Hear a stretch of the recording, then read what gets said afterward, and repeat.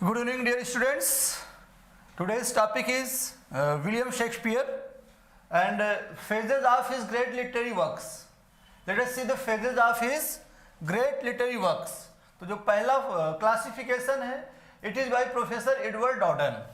शुरुआत हम यहाँ से कर रहे हैं. पिछली क्लास में हम लोगों ने शेक्सपियर की बायोग्राफी देखा है और बायोग्राफी में बहुत सारी चीज़ें निकल कर आई हैं, समझा है उसको जो है. और अब हम उनके ग्रेट जो लिटरेरी करियर है उसका क्लासिफिकेशन करने चल रहे हैं. और क्लासिफिकेशन करने के बाद फिर हम लोग जो है आगे पहुंचेंगे, उनके प्लेस का क्लासिफिकेशन करेंगे. Let us see the phases of his great literary career. Phases of his great literary works.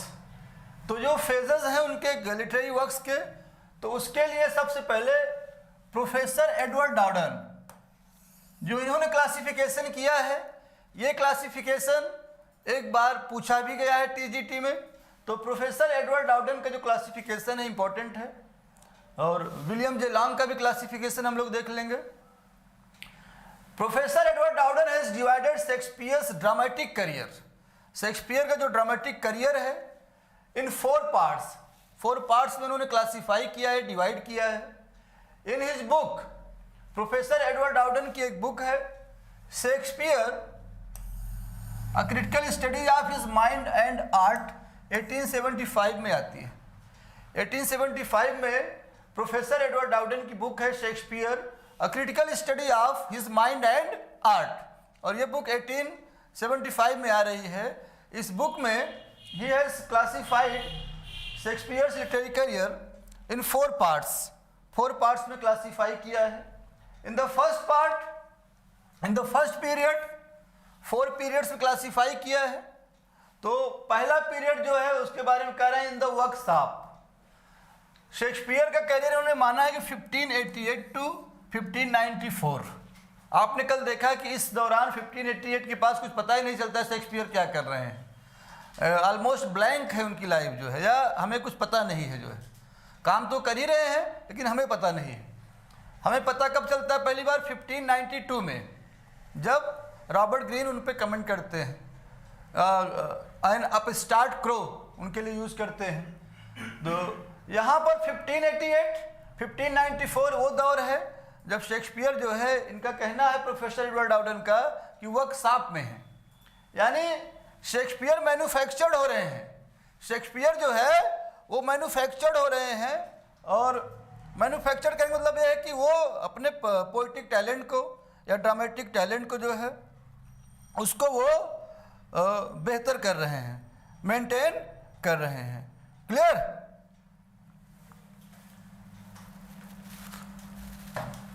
Okay. तो अपने पहले पीरियड में he is in the workshop. जो आगे शेक्सपियर निकल के आएंगे वो यहाँ की देन है जो है. क्लियर? लेकिन जब सेकेंड पीरियड उनका शुरू हो रहा है तो इनका कहना कि इन द वर्ल्ड, अब जो है वो दुनिया में आ चुके हैं, लोग उनको जान चुके हैं, उनके बारे में जानकारी मिल गई है. बहुत सारे उनके वर्क्स पब्लिश्ड हो रहे हैं या जो है परफॉर्म्ड हो रहे हैं. ये जो है टाइम है 1595 to 1600. Then after third period out of the depths. अब यहाँ पर एकदम गहराइयों में गए हैं, वहाँ से निकल के आ रहे हैं.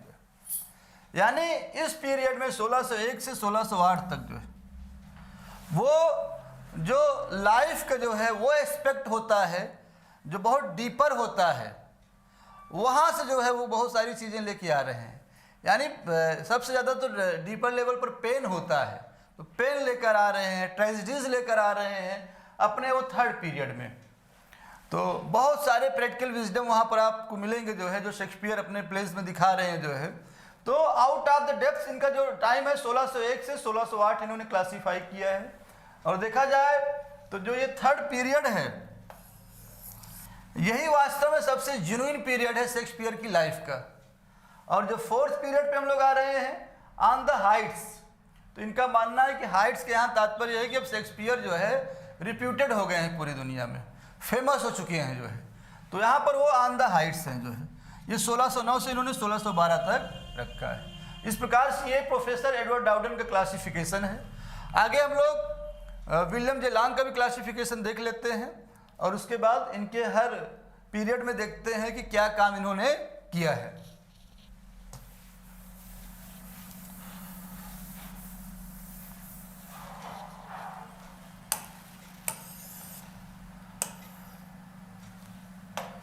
विलियम जे लॉन्ग साहब का क्या कहना है? विलियम जे लॉन्ग साहब का कहना है कि फर्स्ट पीरियड जो है इनके हिसाब से जो फर्स्ट पीरियड है ये 1590 से शुरू हो रहा है 1595 तक। क्लियर?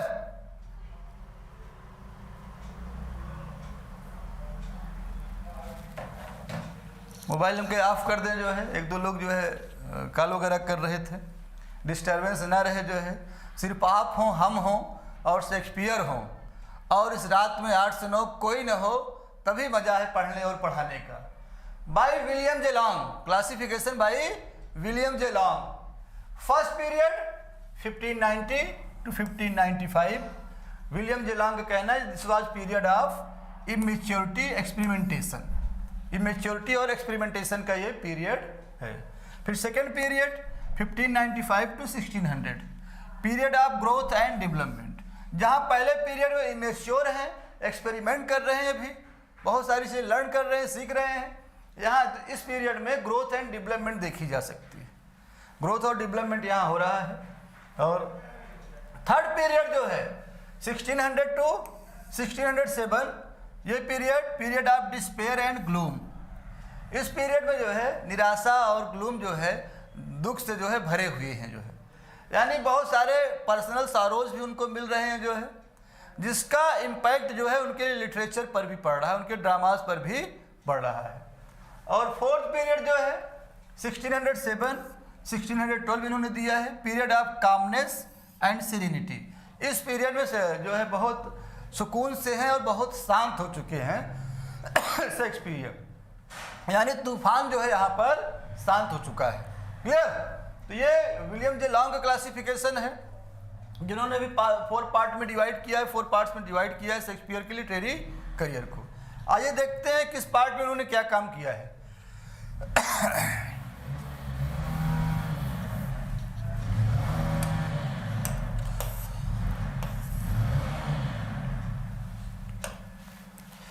The first phase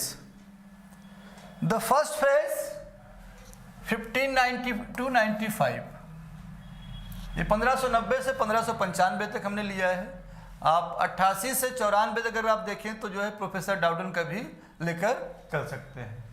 इस पीरियड में होता क्या है, it is a period of early experimentation, यहाँ पर एक्सपेरिमेंट कर रहे हैं। In this phase Shakespeare seems to be immature, यहाँ पर अभी इमेच्योर हैं, वो क्वालिटी नहीं है जिसकी वजह से शेक्सपियर है। In this phase Shakespeare wrote, इस फेज में शेक्सपियर लिख रहे हैं जो उनके प्लेज हैं। 1590-91 में हेनरी सिक्स्थ पार्ट सेकंड आ रहा है। 1591-92 Henry sixth part first part second. ध्यान देने वाली बात है कि पार्ट सेकंड पहले आया था और पार्ट फर्स्ट और पार्ट थर्ड बाद में आते हैं। दूसरी बात, शेक्सपियर की डेट को लेकर आप बहुत परेशान नहीं होंगे, स्पेशली फर्स्ट फेज को लेकर। फर्स्ट फेज से डेट नहीं पूछी जाएगी, फर्स्ट फेज से डेट नहीं पूछी जा सकती है। सीधा सीधा क्वेश्चन पूछा जा सकता है कि which play of Shakespeare appeared in first phase और was written in first phase. First मतलब सीधा सीधा क्वेश्चन पूछा जा सकता है, क्योंकि डेट पूछी जाएगी तो ये मान के चलिएगा कि अगर 4 क्रिटिक हैं तो 4 अलग अलग डेट निकल के आएगी। जो मान के आपको चलना है, अगर 4 अच्छे क्रिटिक्स ने काम किया उनको आप पढ़ेंगे तो फर्स्ट फेज में शेक्सपियर के प्लेस की रिटन डेट जो है वो बेहतर नहीं निकल पाएगी। जो है क्लियर? फिलहाल जो कुछ ऑथेंटिक बुक्स हैं उनका सहारा लेकर हमने ये डेट आपको दिया है, और इस डेट में अगर कहीं किसी बुक से कन्फ्यूजन होगा तो आप परेशान बिल्कुल नहीं होंगे, स्पेशली फर्स्ट फेज में। स्पेशली फर्स्ट फेज में जब भी आपको प्रॉब्लम आएगी एग्जाम वगैरह में, हम उस ऑथेंटिक बुक का सोर्स भी आपको देंगे कि आप ले जाइए इस बुक से, जो है हमने ये डेट दिया है और आप जो है यूज कर दीजिए, आपका जो है क्वेश्चन गलत नहीं होगा। जो है क्लियर? तो ये हेनरी सिक्स्थ पार्ट सेकंड है, हेनरी सिक्स्थ पार्ट फर्स्ट और पार्ट थर्ड है 91-92 में। 1593 Richard third the comedy of errors, 2 play आ रहे हैं।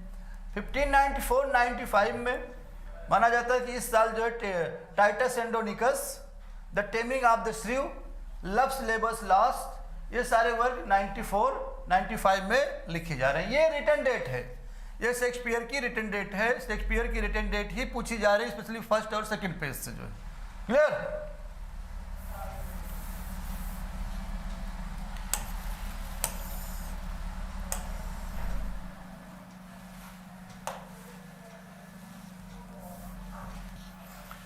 Shakespeare was influenced by the patriotic feelings represented in the works of Christopher Marlowe।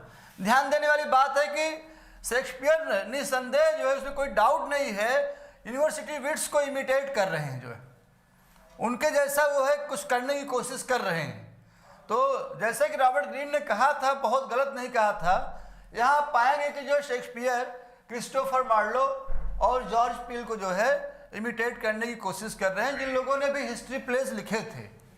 इन लोगों ने history place लिखे थे जो है उसमें, और इनके जैसा वो भी जो है लिखने की कोशिश कर रहे हैं। मार्लो के बारे में तो कहा जाता है कि ब्लैंक वर्स का बहुत बेहतरीन यूज इन्होंने किया, जो है ब्लैंक वर्स का बेहतरीन जो है यूज इन्होंने किया है। जो है भाई ब्लैंक वर्स अगर इंट्रोड्यूस की जा रही है इंग्लैंड में अर्ल ऑफ सरे के द्वारा, इंट्रोड्यूस की जा रही है अर्ल ऑफ सरे के द्वारा, लेकिन अर्ल ऑफ सरे उसके फादर नहीं कहे जाते हैं, फादर क्रिस्टोफर मार्लो कहे जा रहे हैं, क्योंकि इन्होंने बहुत बेहतरीन तरीके से ब्लैंक वर्स का यूज किया है अपने प्लेस में।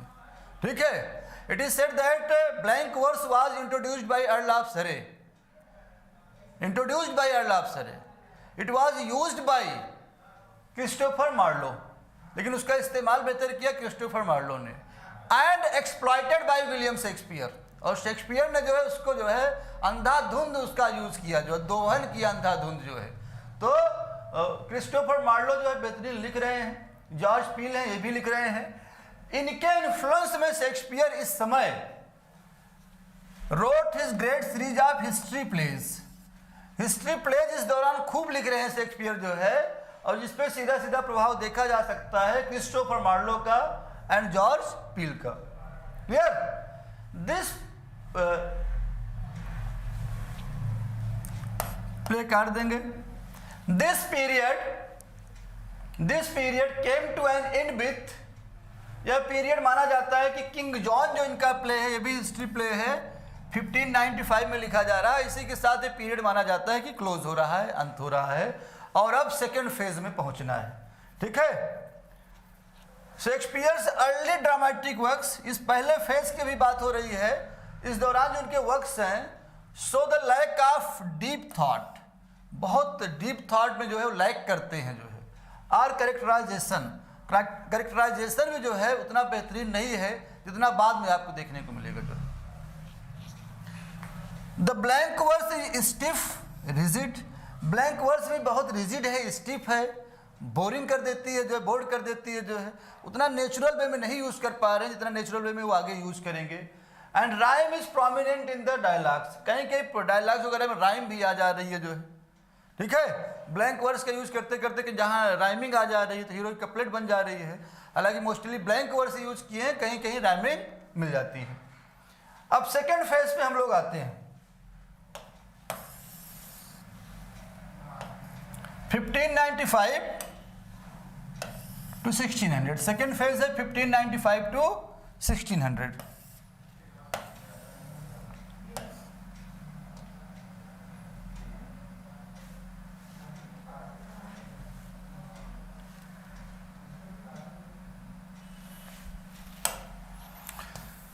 शेक्सपियर का सेकेंड फेज देखते हैं हम लोग।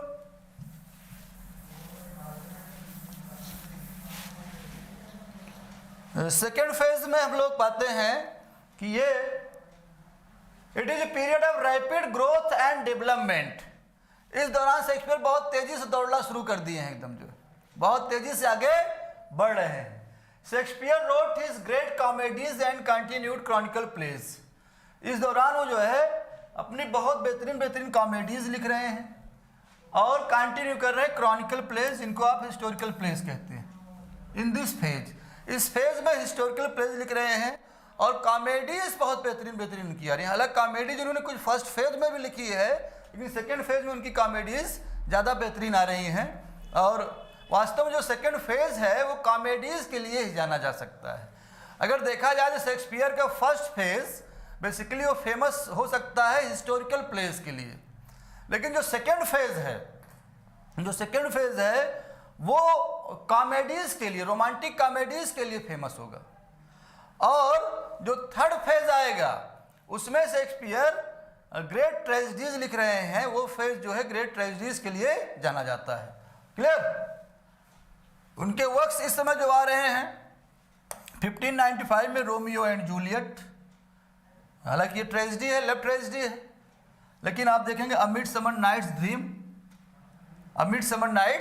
ड्रीम, ये बेहतरीन रोमांटिक कॉमेडी है, इस समय आ रही है। द मर्चेंट ऑफ वेनिस, ये भी एक कॉमेडी है जो 1596 में आ रही है। हालांकि आजकल कुछ क्रिटिक कहते हैं इट इज ए ट्रेजी कॉमेडी। आजकल क्रिटिक्स इसको मान लेते हैं कि ये ट्रेजी कॉमेडी है, क्योंकि एकदम प्ले ट्रेजिडी की तरफ बढ़ रहा था। एंटोनियो मरने वाला था एकदम, उसका जो है 1 पाउंड फ्लेश काटा जाना था जो है, लेकिन अचानक कॉमेडी की तरफ पोर्सिया की विवेक की वजह से, विट की वजह से वो कॉमेडी की तरफ चला जाता है, हैप्पी एंडिंग हो जाती है। तो आजकल क्रिटिक्स कहते हैं कि ये जो है ट्रेजी कॉमेडी है। हेनरी फोर्थ पार्ट फर्स्ट भी आ रहा है इस समय 1597 में। The merry wives of Windsor आ रहा है। हेनरी फोर्थ पार्ट सेकंड आ रहा है, हेनरी फोर्थ पार्ट सेकंड, यानी हिस्टोरिकल प्लेस भी लिख रहे हैं, लेकिन आप पा रहे हैं कि कॉमेडीज बेहतरीन बेहतरीन इस समय आ रही हैं। क्लियर?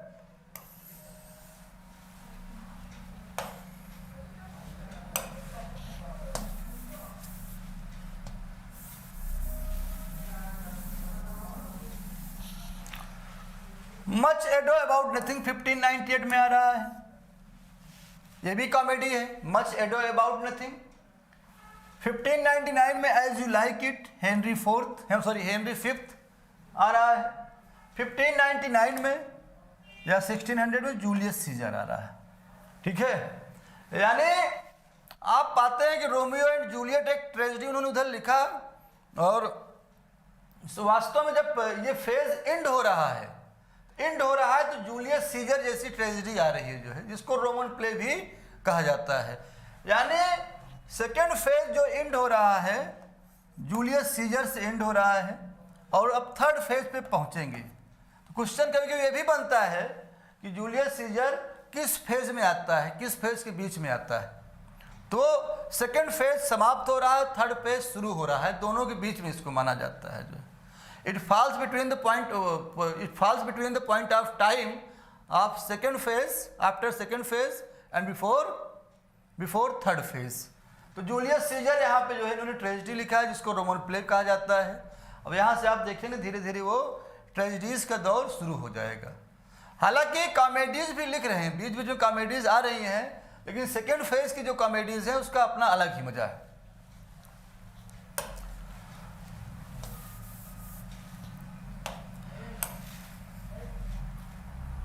हाँ, देखते हैं the plays of second phase की जो प्लेज है सो मैच्योरिटी, यहाँ पर मैच्योरिटी देखने को मिल रही है। यहाँ पर शेक्सपियर बहुत बेहतर कर रहे हैं। बेटर प्लॉट्स, बेहतरीन प्लॉट्स हैं। ग्रेटर नॉलेज, शानदार उनके पास नॉलेज है of world, and deeper knowledge of human characters, इंसानी जीवन के बहुत गहराई से उन्होंने अध्ययन कर लिया ऐसा लग रहा है। और एकदम वास्तव में जैसा इंसान जो बिहेव करता है, जो सही चीज़ें करता है, उसको एकदम बेहतरीन तरीके से निकाल के लाके रख दे रहे हैं। और हर कैरेक्टर अलग अलग तरीके से प्रेजेंट कर रहे हैं। ऐसा नहीं कि कोई एकदम मोनोटोनी आ जाए कि अरे यार बार बार यही लाके खड़ा कर देते हैं। जितने कैरेक्टर शेक्सपियर के आ रहे हैं, 1200 से ज़्यादा कैरेक्टर, मतलब लगभग 1237 कैरेक्टर्स लगभग जो है मिनिमम जो है मिलते हैं। और इतने कैरेक्टर्स उनके पास हैं जो है, और रिजेम्बलेंस नहीं मिलता है। जो क्वालिटी है जो है एक कैरेक्टर की जो है दूसरे कैरेक्टर से मैच नहीं करती। कितना ज़बरदस्त नॉलेज है उनको ह्यूमन अफेयर का जो है, कि अगर एक आप कोई प्ले पढ़ रहे हैं, उस प्ले का कोई प्रोटैगनिस्ट है, तो आप कहेंगे अच्छा शेक्सपियर ऐसा लिखते हैं, शेक्सपियर ऐसा सोचते थे। लेकिन जब वही दूसरा प्ले पढ़ेंगे तो पाएंगे कि यहाँ तो कुछ एकदम अलग ही है जो है, तो एकदम डिफरेंट चीज़ें रख दे रहे हैं उठाकर जो है। क्लियर? तो यानी ह्यूमन अफेयर्स के उनके पास इतना बेहतरीन नॉलेज है, डीपर नॉलेज है, बहुत सारी चीज़ें, बहुत सारे कैरेक्टर्स में बहुत सारी चीज़ें पुट कर रहे हैं जो है वो, और एक कैरेक्टर को दूसरे से डिफरेंट बना रहे थे। यानी कैरेक्टराइजेशन उनका यहाँ पर जो है बहुत बेहतरीन है, उन्होंने सीख लिया है आर्ट ऑफ कैरेक्टराइजेशन, और उनके प्लेस के कैरेक्टर्स में दिखाई पड़ रहा है। द थर्ड फेज आते हैं हम लोग, द थर्ड फेज में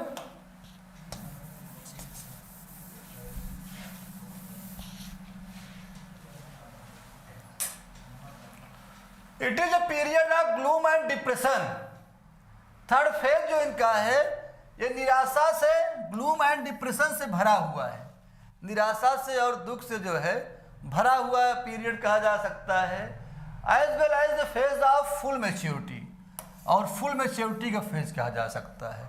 आप ये समझें कि जो है वास्तव में जब कष्ट होता है, बुरा दौर होता है, तो लगता तो है वास्तव में बुरा दौर है, लेकिन उसी समय किसी इंसान का बेहतरीन तरीके से निर्माण हो रहा होता है। शेक्सपियर के पास बहुत सारे सारोज हैं इस समय जो है, बहुत सारे उनके पास दुख हैं, लेकिन वास्तव में देखा जाए तो फुल मैच्योरिटी भी उनके अंदर दिखाई पड़ रही है, जो कंप्लीटली मैच्योर हो चुके हैं जो है, और अंदर भी जब बहुत सारे अनुभव हैं, बहुत सारे दर्द हैं, बहुत सारे एहसास हैं, तो बाहर भी वो निकल कर आ रहे हैं, दिखाई पड़ रहे हैं उनके वक्त में। हालांकि आप कभी कह नहीं सकते हैं कि शेक्सपियर की ये फीलिंग इस प्ले में दिखाई पड़ रही है, आप ऐसा कह नहीं सकते हैं जो है। शेक्सपियर ने अपने आप को बेहतरीन तरीके से अलग करने की कोशिश किया है, हर समय जो है अपने आप को निकालने की कोशिश किया है। जो किड्स निगेटिव कैपेबिलिटी यूज़ करते हैं शेक्सपियर के लिए जो है, कि अपनी self effacement of his personality, अपनी पर्सनालिटी को इफेस कर रहे हैं, हटा ले रहे हैं जो है, ये बहुत बखूबी कर लेते हैं शेक्सपियर जो है। सॉनेट्स वगैरह में थोड़ा भले मिल जाए जो है, लेकिन प्लेज में नहीं मिलता है। He wrote in this phase, इस फेज में शेक्सपियर लिख रहे हैं 1601 में ट्वेल्थ नाइट और हेमलेट आ रहा है। ट्वेल्थ नाइट को माना जाता है कि जो है एकदम लास्ट में लिखा है इन्होंने, 1600 के एकदम दिसंबर लास्ट में लिखा है जो है एकदम, या जनवरी शुरुआत में, यानी माना जाता है कि 25 दिसंबर को जो है जीसस क्राइस्ट पैदा हो रहे हैं। 1600 में मतलब 25 दिसंबर को जो हम क्रिसमस मना रहे हैं, और उसके 12 दिन बाद इसका परफॉर्मेंस होना है, यानी ट्वेल्थ नाइट को जो है। तो कुल मिला के 1600 भी कहीं डेट मिल सकती है आपको, 1601 भी मिल जाती है, लेकिन बस वही थोड़ा सा जो है एक सप्ताह जो है आगे बढ़ जा रहे हैं, तो वो जो है आपकी डेट जो है 1601 मानी जाती है। पूछा भी गया है आपके यहाँ, ये क्वेश्चन जो है आपके यहाँ पूछा भी गया है। हेमलेट 1602, यानी ये इनकी जो 4 ग्रेट ट्रेजेडीज हैं उसमें पहली ट्रेजेडी मिल जा रही है। Clear? Troilus and Cressida, all's well that ends well, ये ट्रोइलस एंड क्रेसिडा एक ट्रेजेडी मिल रही है, प्रॉब्लम प्ले भी कुछ लोग कहते हैं, all's well that ends well मिल रहा है। यहाँ ट्वेल्थ नाइट हालांकि एक बेहतरीन कॉमेडी आपको मिली है, बेहतरीन कॉमेडी ट्वेल्थ नाइट मिलती है, लेकिन जस्ट उसी ईयर भी बहुत जो है बेहतरीन ट्रेजेडी भी मिलती है। 1604 में आ रहा है मेजर फॉर मेजर, जिसको आप कॉमेडी भी कह सकते हैं, प्रॉब्लम प्ले भी कह सकते हैं। ओथेलो, इसी समय जो है ओथेलो जो है एक बेहतरीन इनकी ट्रेजेडी भी आ रही है, 4 ग्रेट ट्रेजेडीज का पार्ट है हेमलेट, ओथेलो। 1605 में किंग लियर, हेमलेट, ओथेलो, किंग लियर। 1606 में मैकबेथ, यानी इनकी 1606 तक पहुंचते पहुंचते इनकी चारों ट्रेजेडीज आ चुकी हैं। ओथेलो हो गई इधर, किंग लियर हो गया, मैकबेथ हो गया, इसके पहले हेमलेट आया जो है। इसका सीरियल भी कभी कभी पूछ लिया जाता है कि शेक्सपियर की ट्रेजेडीज का जो है 4 ग्रेट ट्रेजेडीज का सीरियल क्या है, 4 ग्रेट ट्रेजेडीज का सीरियल क्या है, किस क्रोनोलॉजिकल ऑर्डर में वो आ रही हैं जो है। सबसे पहले हेमलेट आ रहा है, फिर ओथेलो, फिर किंग लियर, फिर मैकबेथ। 1601, 1600 4 5 6। तो ये जो है आपका हुक्म, HOKM हुक्म। तो इनका ऑर्डर जो है इनकी ट्रेजेडीज का HOKM, Hamlet, Othello, King Lear, Macbeth. Clear. और ये भी जाने कि जिस ऑर्डर में है ये जो है लॉन्गेस्ट है। इसमें देखा जाए चारों में ओवरऑल भी हेमलेट लॉन्गेस्ट माना जाता है, जो है वो फर्स्ट फोलियो को छोड़ दिया जाए तो लॉन्गेस्ट है जो है ये, और ये मैकबेथ शॉर्टेस्ट है। सबसे पहले वाला लॉन्गेस्ट, सबसे बाद वाला शॉर्टेस्ट। सबसे मतलब ये ट्रेजेडीज में, हालांकि ट्रेजेडीज में मैकबेथ, 4 ग्रेट ट्रेजेडीज में मैकबेथ शॉर्टेस्ट प्ले है, ओवरऑल नहीं। ओवरऑल तो कॉमेडी ऑफ एरर्स है, लेकिन 4 ग्रेट ट्रेजेडीज में मैकबेथ शॉर्टेस्ट प्ले है। 4 ग्रेट ट्रेजेडीज में और ओवरऑल हेमलेट जो है लॉन्गेस्ट प्ले है। क्लियर। तो ये आप सीरियल ध्यान रखेंगे। हुक्म 1606 में एंटनी एंड क्लियोपेट्रा और कोरियोलिनस आते हैं। कहीं कहीं इनके लिए 1607 भी मिल जाता है, बहुत सारे ऑथेंटिक बुक्स में 1606 1607 आप माइंड में रख सकते हैं। दोनों के लिए ऑथेंटिक बुक्स में ऑप्शन वो मिल जाएंगे आपको, जो है सोर्स मिल जाएंगे 1606 के लिए भी 1607 के लिए जो है। हमने फिलहाल 1606 दिया है, तो आवश्यकता पड़ने पे उसका सोर्स आपको हम देंगे। एंटनी एंड क्लियोपेट्रा, कोरियोलिनस, ये आपकी दोनों ट्रेजेडी हैं और इनको रोमन प्लेज भी कहा जाता है। आगे हम लोग क्लासीफाई करेंगे। क्लियर।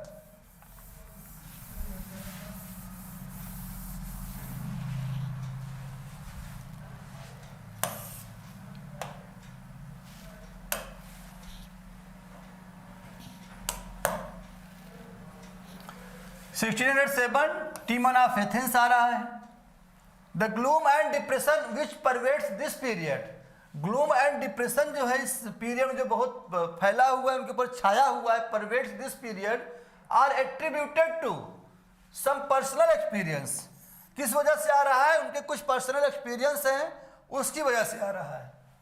कपल्ड विद, मतलब पर्सनल एक्सपीरियंस क्या है? फादर की डेथ हुई है जो है, बेटे की डेथ हुई है जो है, और कपल्ड विद द पॉलिटिकल मिसफॉर्च्यून्स, और राजनीतिक स्तर पर भी नुकसान पहुंचा है। उनके दोस्त जो हैं, जो उनके पैट्रन हैं, जो उनके संरक्षक हैं, जो उनको जो है पैसे वगैरह सारी चीज़ें अवेलेबल करवा रहे हैं, उनके बुक्स वगैरह जो प्रिंट हो रही हैं, बहुत सारी हेल्प कर रहे हैं, उनके दोस्तों को भी नुकसान पहुंचा है, जिसमें अर्ल ऑफ एसेक्स थे and earl of Southampton.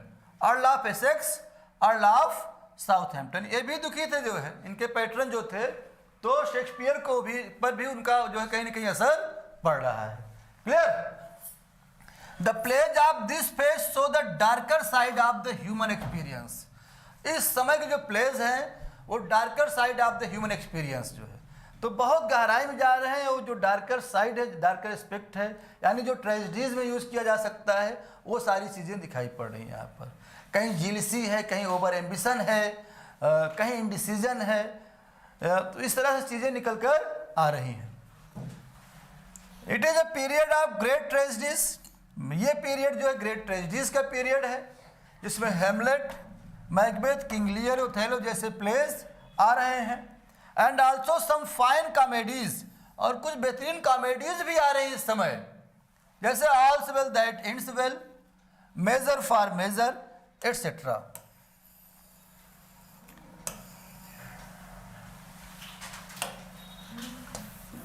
Fourth and last phase, ये इनके करियर का जो है फोर्थ फेज है शेक्सपियर के। It is a period of calmness and serenity. इस समय एकदम शांत हो गए हैं, सुकून से हैं, शांत हो गए, तूफान एकदम रुक चुका है। लेकिन प्लेज में तूफान लाते हैं। जब लाइफ में तूफान शांत हो चुका है, तो प्लेज में उन्होंने तूफान ला दिया। यहाँ पर जो है calmness and serenity after storm, his play of this phase, plays कर दीजिएगा। His plays of this phase are, इस फेज के जो प्लेज हैं उनके 1608 में, 1608 में पेरिक्लीज आ रहा है। इसमें भी तूफान लेके आते हैं, इसमें भी एक भयंकर तूफान आता है, 2 बार आता है। 1609 में सिम्बेलिन जो है, सिम्बेलिन यहाँ पर ये आ रहा है जो है। 1610 में द विंटर्स टेल, इसमें भी एक स्टॉर्म लेके आते हैं, तूफान लेकर आते हैं, मतलब बेहतरीन रोल अदा करता है। 1611 में द टेम्पेस्ट लेके आते हैं। नाम ही दे देते हैं कि तूफान तूफान आ रहा है हर जगह, यहाँ नाम ही दे दो तो द टेम्पेस्ट, नाम ही दे दिया इन्होंने यहाँ पर द टेम्पेस्ट। इस प्रकार से इस फेज में जो प्लेज इनके आ रहे हैं देखा जाए तो इनके लिए ड्रामेटिक रोमांसेस टर्म भी यूज किया जाता है। और सबसे महत्वपूर्ण शुरुआत में जो प्लेज लिख रहे हैं, कॉमेडीज लिख रहे हैं जिसमें रोमांटिक फीचर्स मिल रहे हैं, यहाँ फिर से देखने को मिल रहे हैं।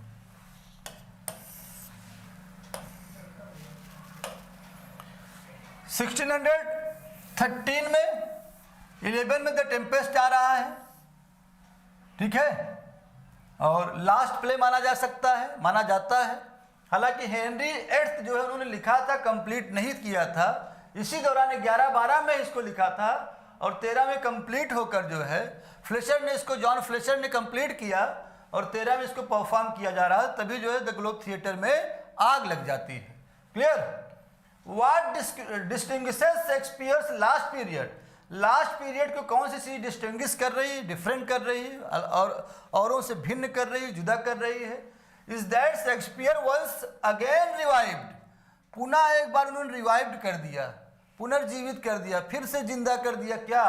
The love comedy in his place, जो कॉमेडीज थी, जो लव कॉमेडीज थी, वो जो रोमांटिक इन्वायरमेंट दिया तो उन्होंने अपने कॉमेडीज में यहाँ फिर से जिंदा किया उन्होंने जो है, स्पेशली सेम्बलिन में, द विंटर्स टेल में, द टेम्पेस्ट में, एटसेट्रा। क्लियर? इस प्रकार से हमने 4 फेजेस देखे शेक्सपियर के करियर में जो है, और उस 4 फेजेस में किस ईयर में कौन से प्ले उनके आ रहे हैं ये हम लोगों ने देखा जो है। और जो भी थोड़े बहुत फर्स्ट फेज में डाउट है उनके एज को लेकर, वहाँ बहुत परेशान आप नहीं होंगे। उसके बाद आगे लगभग क्लियर हैं जो है, एक आध प्ले में जो है आगे पीछे थोड़ा सा हो सकता है, उसके लिए आप परेशान नहीं होंगे। उसके लिए हमने भी ऑथेंटिक बुक्स का सहारा लिया है, कोई दिक्कत नहीं है, उसमें कोई भी प्रॉब्लम नहीं है।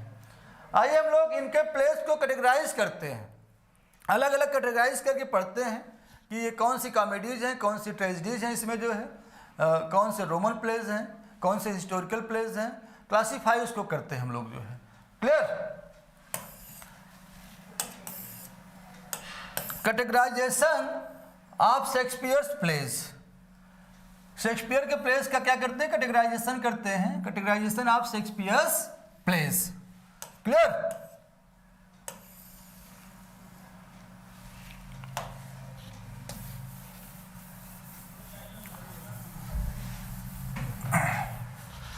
अकॉर्डिंग टू फर्स्ट फोलियो, या अकॉर्डिंग टू द कर सकते हैं, according to the first folio, according to the first folio. First folio 1623 में आ रहा है और शेक्सपियर के 2 साथी थे, जॉन हिमेंजेस एंड हेनरी कॉन्डल। दोनों लोगों ने क्या किया? शेक्सपियर के प्लेस को इकट्ठा किया जो है, और इकट्ठा करने के बाद उनको एक साथ पब्लिश करवाया जो है, और नाम दिया उसको फोलियो। उसको क्या नाम दिया? फोलियो। लेकिन आगे चलकर कई प्रकार के जो है, मतलब कई बार जो है पब्लिश्ड हो रहे हैं, 32 में भी आ रहे हैं, 63 में भी आ रहे हैं, 64-65 में रिवाइज हो रहे हैं, उसके बाद 85 में आ रहे हैं। तो कई बार जब आए जो है तो इसको क्या कहा जाने लगा? फर्स्ट फोलियो जो है। इसमें इन्होंने शेक्सपियर के 36 प्लेस को लाकर रखा जो है, और शेक्सपियर के लिए माना जाता है कि उन्होंने एटलीस्ट 37 प्लेस लिखे हैं, माना जाता है। हालांकि 37 के बाद भी कुछ लोग क्लेम करते हैं कि नहीं, द 2 नोबल किंग्समैन और 1-2 प्लेस के बारे में चर्चाएं होती हैं कि उन्हीं का प्ले है। तो 37 तो मिनिमम शेक्सपियर ने प्ले लिखे हैं, 37 प्लेस, और कभी कभी कुछ क्रिटिक्स मानते 38 भी, 39 भी, लेकिन 37 पे किसी को डाउट नहीं है कि 37 प्लेस उन्होंने लिखे हैं। इन 1623 शेक्सपियर्स 2 कॉलीग्स, उनके 2 साथी थे, 2 कॉलीग्स, जॉन हिमेंजेस, एक का नाम है जॉन हिमेंजेस एंड दूसरे का नाम है हेनरी कॉन्डल। ये 2 साथी जो है अच्छा काम किए, इन्होंने शेक्सपियर के प्लेस को कलेक्ट किया और फोलियो में लाए। Edited Shakespeare's 36 place in a book named first folio, first folio में उसको लेकर आए। इन इट दे क्लासिफाइड, इस फर्स्ट फोलियो उन्होंने क्लासिफाई किया 36 प्लेस, 36 प्लेस को उनके इनटू 3 ग्रुप, ग्रुप्स कर दीजिएगा, इनटू 3 ग्रुप्स, 3 ग्रुप्स में क्लासीफाई किया। हिस्टोरिकल प्लेस दिया उन्होंने 10, कॉमेडीज दिया उन्होंने 14 एंड ट्रेजेडीज उन्होंने दिया 12। तो 10 historical place, 14 comedies and tragedies 12। तो इस प्रकार से टोटल 36 प्ले को उन्होंने यहाँ क्लासीफाई किया है जो है। बाद में एक प्ले और लाते हैं पेरिक्लीज जो है, जो कि ड्रामेटिक रोमांस या कॉमेडी है, उसको बाद में लाते हैं, लेकिन बहुत बाद में 1663 का जो एडिशन आ रहा है एक साल बाद 1664 में, उसमें वो लेकर आ रहे हैं उसको। देखते हैं यहाँ पर हम लोग इस क्लासिफिकेशन को। अगर फर्स्ट फोलियो क्लासीफाई कर रहा है शेक्सपियर के प्लेस को, तो कॉमेडीज 14 है, ट्रेजेडीज 12 है, हिस्टोरिकल प्लेस 10 है। देखते हैं हिस्टोरिकल प्लेस इनके कौन कौन से हैं।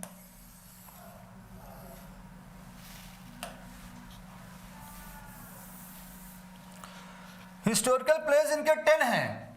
Henry 6 part first, Henry 6 part second, Henry 6 part third, Richard third, Henry 4 part second, Henry 5 part, Henry 5 का एक ही पार्ट आता है,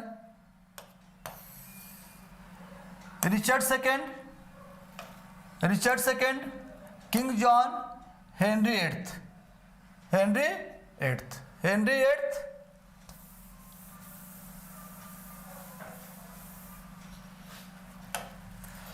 यानी हेनरी 8 आया है, king John, Richard second, Henry 5। एक चीज यहां पे और आपको ध्यान देना है कि शेक्सपियर के जो प्लेज हैं, क्वेश्चन जो बनता है कितने किंग्स को, कितने जो है हिस्टोरिकल प्लेज लिखे उन्होंने, तो 10 हिस्टोरिकल प्लेज हैं। कितने हैं? 10 हिस्टोरिकल प्लेज हैं। लेकिन इन 10 हिस्टोरिकल प्लेज में कितने किंग्स को उन्होंने डील किया है, कितने राजाओं की बात किया उन्होंने, ये भी ध्यान रखना है। जैसे हेनरी 8 1 हो गए, किंग जॉन 2 हो गए, रिचर्ड सेकेंड आपके 3 हो गए टोटल, हेनरी 5 आपके 4 हो गए, हेनरी 4 5 हो गए, रिचर्ड 3 6 हो गए,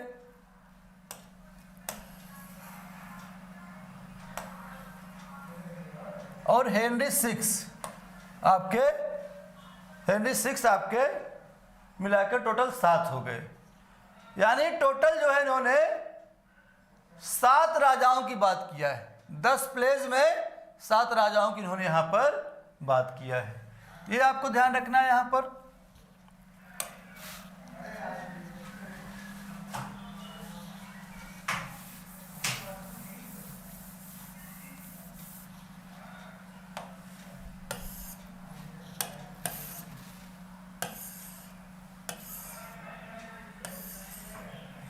इनके ट्रेजिक प्ले जो आ रहे हैं यहां पर,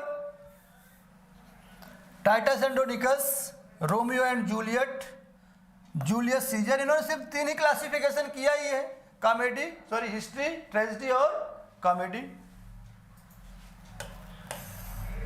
तो आप यहां पा रहे हैं Titus Andronicus, Romeo and Juliet, Julius scissor,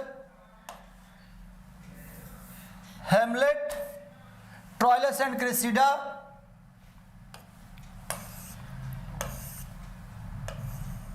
और फिर हम लोग पा रहे हैं Othello, King Lear, Macbeth, Antony and Cleopatra, Timon of Athens. तो 10 टीमन ऑफ एथेंस, कोरियोलेनस और सिम्बलिन, ये 12 इन्होंने ट्रेजेडीज मानी। हालांकि सिम्बलिन को ट्रेजेडी नहीं माना जाता है करेंट में, ये कॉमेडी है या तो ड्रामेटिक रोमांस है, या तो कॉमेडी इसको माना जाएगा या तो ड्रामेटिक रोमांस है। जब हम लोग प्ले पढ़ेंगे तो वहाँ हम लोग डिस्कस करेंगे इस चीज़ को। क्लियर? और इनकी जो कॉमेडीज हैं, कॉमेडीज इनकी जो 14 है यहाँ पर, love's labour's lost, the comedy of errors, the 2 gentlemen of Verona, a midsummer night's dream, the merchant of Venice, the merry wives of Windsor,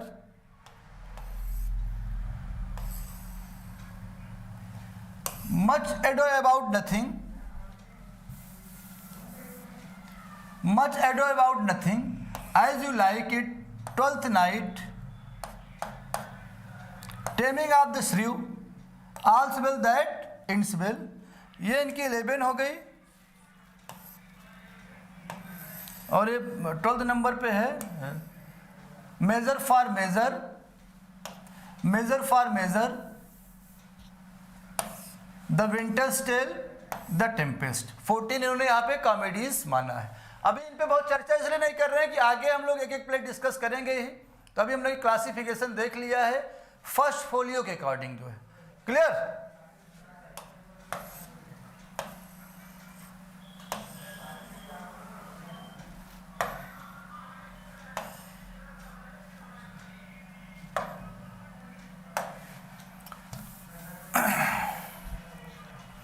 Pericles was not included in this collection of first folio। ध्यान देने वाली बात यहां पर यह है कि पेरिक्लीज जो है,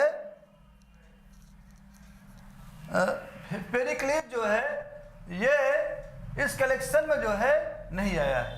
clear? Pericles was not included in this collection of first folio। Heminges and Condell made first folio. Heminges और कॉन्डल ने फर्स्ट फोलियो जो किया है, लिखा है, इसको जो है बनाया है, तैयार किया, एडिट किया है। उनका पर्पस क्या है? In order to keep the memory of so worth your friend and fellow alive. उद्देश्य क्या था उनका? In order to keep the memory of, उद्देश्य क्या था? किसकी मेमोरी में, किसकी याद में लिख रहे हैं? आप सो वर्दी अ friend and a fellow alive, अपने एक साथी के लिए जो है, यानी शेक्सपियर के लिए, उनकी याद में जो है ये लिख रहे हैं जो है कि in order to keep the memory of so worthy friend a fellow alive, जो अपना उनका दोस्त है शेक्सपियर है, उसे जिंदा रखना चाह रहे हैं। लेकिन ये फर्स्ट फोलियो डेडिकेटेड किसको है? शेक्सपियर को डेडिकेटेड नहीं। First folio was dedicated to, किसको डेडिकेटेड किया गया है?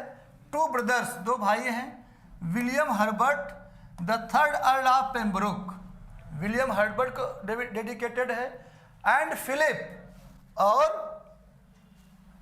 Philip Herbert Earl of Montgomery, Earl of Montgomery. ये लोग एक्चुअली क्या रहता है कि इन लोग जो है कहीं ना कहीं पैटर्न के रूप में काम कर रहे होते हैं। अगर फर्स्ट फोलियो पब्लिश हो रहा तो उसमें पब्लिश होना बहुत सामान्य बात नहीं थी। किसी वर्क को जो है उसमें पब्लिश कराना जो है बहुत सामान्य बात नहीं थी। यही कारण है कि जो है यही कारण है कि जो है किसी न किसी के लोग पैटर्न ढूंढा करते थे, जो है ये लोग पैसे दिया करते थे और वर्क इन्हीं को डेडिकेटेड कर दिया जाता था जो है। क्लियर? आपके रवि पाल ने लिखा है Henry fourth part first and second, संभवतः कुछ मिस हुआ है पीछे, देखते हुए आगे बढ़ते हैं।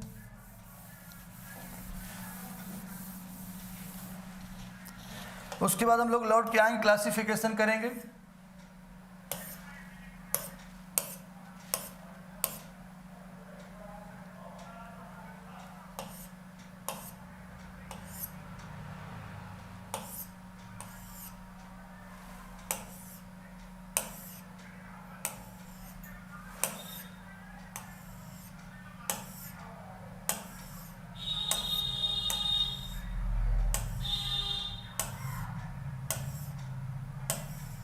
हिस्टोरिकल प्लेस को लेकर उन्होंने कुछ लिखा है, उसको हम लोग थोड़ा सा क्लियर करेंगे जो है।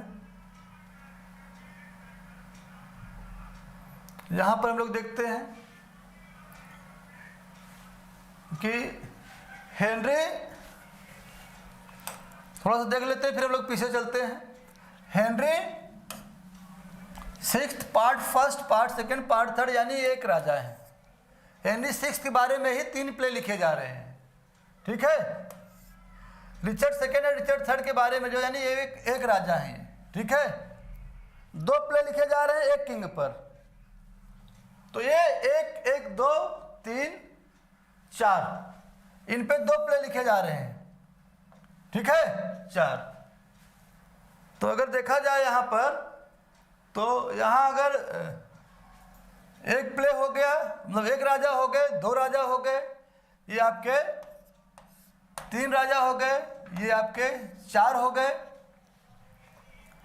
हेनरी फिफ्थ 5 हो गए और हेनरी एट्थ आपके 6 हो गए। तो कन्फ्यूजन कहीं था वहाँ पीछे जो है, कन्फ्यूजन वहाँ से होता 7 को लेकर था जो है। यहाँ प्लेस देख लेते हैं, 3 प्लेस हैं, 4 5 प्ले, 6 प्ले, 7 8 प्ले, 9 और 10 प्ले हैं जो है। तो इस प्रकार से देखा जाए तो हेनरी पे जो है 3 है, रिचर्ड सेकंड और थर्ड पे, सॉरी हाँ रिचर्ड सेकंड अलग हैं और रिचर्ड थर्ड अलग है, यही कन्फ्यूजन था मुझे जो है। तो ये अलग है, रिचर्ड सेकंड और रिचर्ड थर्ड अलग हैं। तो अब पीछे चलते हैं, जो वहाँ कन्फ्यूजन था हिस्टोरिकल प्लेस जो रवि पाल ने कुछ लिखा है, Henry fourth part first and second संभवतः मिस हुआ है, तो उसको हम लोग वहाँ पर देख लेते हैं। टोटल 7 किंग्स हैं यहाँ पर, रिचर्ड सेकंड और थर्ड को ले जाए टोटल 7 किंग्स यहाँ पर हो रहे हैं। इस चीज़ को लेकर कंफ्यूज नहीं होंगे।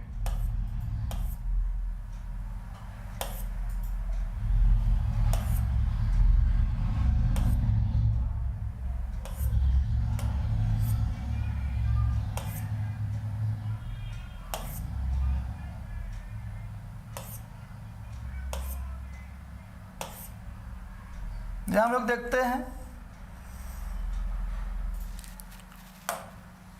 Henry sixth part first, Henry sixth part second, Henry sixth part third, यही बात हो रही है। इनको मिला के एक किंग हुई है, प्ले 3 है लेकिन राजा एक ही है, हेनरी सिक्स। क्लियर, कोई डाउट नहीं होना चाहिए। रवि पाल जी मुझे लग रहा है कि आप क्वेश्चन पूछने के बाद जो है सुन रहे होंगे। यहाँ पे जो एरर है उसको हम दूर करने के लिए वापस आए हैं, इस एरर को दूर करेंगे फिर हम लोग आगे कंटिन्यू करेंगे। Clear, Henry six part first part second part third यानी 3 प्लेस हैं हेनरी सिक्स पर, राजा तो एक ही हुई है।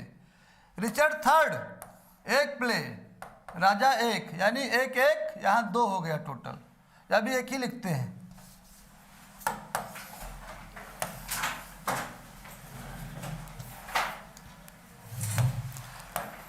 यहाँ थोड़ा सा कंफ्यूजन है, इस वजह से थोड़ा सा मिसप्रिंट हुआ है, हमने ध्यान नहीं दिया उस समय।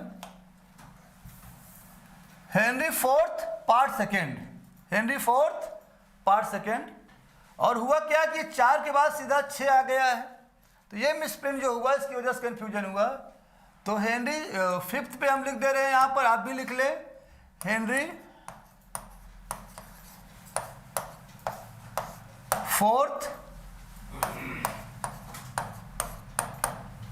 Part first, Henry fourth part first, और 6 पे है ही हेनरी फोर्थ पार्ट सेकेंड, यानी 2 राजा हुए लेकिन जो है सॉरी 2 प्लेस हुए लेकिन राजा 1 हुए, प्लेस 2 पे लिखे गए हैं, किंग 1 ही हैं जो है। इसी प्रकार से आपके हेनरी फिफ्थ हैं, इनमें कोई पार्ट नहीं हो रहा है, काट दीजिएगा। रिचर्ड सेकेंड है, किंग जॉन है, हेनरी एट्थ है। तो 1 2 3 4 और इनको दोनों को मिला के 5, रिचर्ड थर्ड 6, हेनरी 6 7, यानी टोटल 10 हिस्टोरिकल प्लेस। अगर क्वेश्चन बन रहा है 10 हिस्टोरिकल प्लेस और 7 किंग्स, 7 राजाओं की जिसमें बात कर रहे हैं, 7 राजाओं पर 10 हिस्टोरिकल प्लेस शेक्सपियर ने लिखा है, यही है क्लियर। यहाँ पर 5वें नंबर पर जो है हेनरी फोर्थ पार्ट फर्स्ट लिखेंगे और बाकी यहाँ कोई कंफ्यूजन नहीं है। आगे कंटिन्यू करते हैं, मुझे लगता है कि रवि पाल जी की बात समझ में आ गई होगी, जो है जो यहाँ पर मिसप्रिंट हुआ था उसको लिख लिए होंगे वो जो है। क्लियर,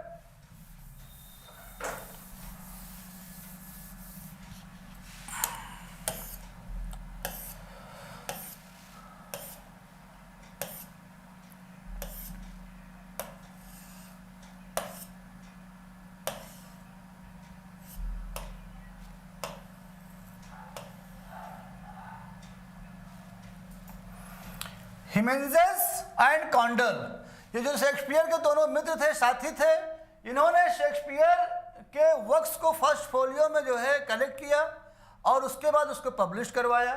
उद्देश्य क्या था इनका जो है, in order to keep the memory of so worthy a friend and a fellow alive, अपने दोस्त को अपनी यादों में उस फर्स्ट फोलियो के माध्यम से जिंदा रखना चाहते थे वो। हालांकि फर्स्ट फोलियो शेक्सपियर को डेडिकेटेड नहीं है, it is dedicated to 2 brothers, 2 भाइयों को डेडिकेटेड किया गया है, जिनका नाम है William Herbert, the third Earl of Pembroke and Philip Herbert Earl of Montgomery. तो ये दो भाइयों को, विलियम हर्बर्ट को और फिलिप हर्बर्ट को, ये डेडिकेटेड किया गया। ये लोग पैटर्न का काम करते थे, संरक्षक होते थे। उस समय कोई बुक वगैरह पब्लिश कराना इतना आसान नहीं होता था, तो ये लोग क्या किया करते थे, पैसा वगैरह दिया करते थे, सपोर्ट करते थे जो है, जिससे कि पोएट जो है अच्छे से खुशहाल रह पाता था, जो है उसके पास पैसे का भाव नहीं होता था। सेकेंड फोलियो 1632 में आ रहा है, 1623 में फर्स्ट फोलियो आ रहा है, 1632 में सेकेंड फोलियो आ रहा है। यहाँ पर सॉनेट्स वगैरह को भी जो है ऐड कर लिया गया, जो है sonnets, longer poems were also immortalised, इनको भी जो इमोर्टलाइज कर दिया गया with the works of first folio. और फर्स्ट फोलियो के वर्क्स जो है यहाँ पर तो रहे ही, सॉनेट्स वगैरह को भी यहाँ पर यूज किया, रख लिया गया जो है। और हाँ, जो आर्काइक लैंग्वेज थी यहाँ पर उनके प्लेस पे काम भी हुआ है, जो उनके प्लेस में ओल्ड लैंग्वेज है, आर्काइक लैंग्वेज है, उसको काफ़ी हद तक हटाने की भी कोशिश की गई और उसको हटाया भी गया। आर्काइक यानी old, archaic old, old language was removed, syntax was change, syntax में भी बहुत कुछ परिवर्तन किया गया। क्लियर?